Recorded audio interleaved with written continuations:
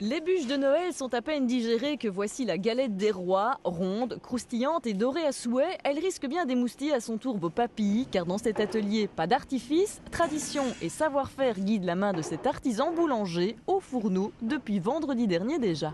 On a d'abord préparé la pâte feuilletée qui doit se préparer une journée à l'avance. Donc on doit faire les tours de feuilletage, donc c'est incorporer le beurre dans la pâte.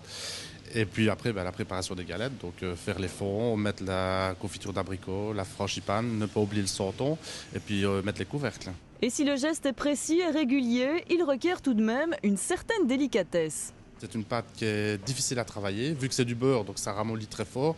On a de la chance qu'il ne fait pas très chaud pour l'instant, donc ça va. En plein été, c'est une pâte qui est presque impossible à travailler, quoi. Ça, c'est pour la recette, mais qui dit galette dit bien sûr fève. Et une fois encore, en amoureux du patrimoine teutois qu'il est, Jean-François Gillard innove.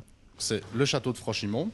Alors on a un petit peu déplacé la roue qui se trouve plus en hauteur, plus pour la mettre en évidence et pour éviter aussi des soucis de copyright, de vraiment reproduire à l'identique le château de Franchimont, quoi. Voilà, il y en a qui choisissent de mettre des petits lingots en or, mais finalement l'artisanat ça peut-être un peu mieux quand même. Oui, moi je préfère. Bon, c'est vrai que le lingot en or, ça attire le client, c'est vrai que c'est un gain à voir, mais bon, ici c'est quand même un objet collector. Et cela risque bien d'intéresser les fabophiles, car Jean-François ne compte pas s'arrêter en si bon chemin.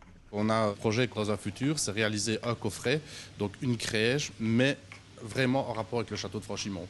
Donc un moine peut-être dedans, un lépreux, le Verboek qui est une légende du château, le fameux Franchimontois.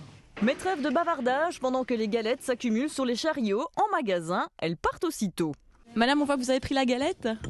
Pour mes enfants, parce que c'est une tradition, donc ils veulent absolument rentrer manger leur galette. Donc, et on va voir qui sera le roi. Qu'est-ce qu'il y a de bon dans la galette? La frangipane et puis le croustillant, si jamais la pâte feuilletée est bien réussie. Qu'est-ce qui vous plaît dans cette galette? Le goût, moi. Et mes enfants, évidemment, c'est la fève, quoi. Alors, est-ce que vous savez que cette année, vous allez avoir une petite surprise aux couleurs de Franchimont dans cette galette? Oui, parce que j'en ai déjà pris une avec la famille ce week-end. Donc j'étais bien surprise de voir le château de Franchimont et d'ailleurs nous l'avons gardé cette fois-ci. Pour la petite histoire, sachez que près de 500 galettes auront été réalisées par Jean-François au cours de ces derniers jours. Et si votre estomac en redemande encore, place dans 10 jours à la Gauve de Saint-Antoine.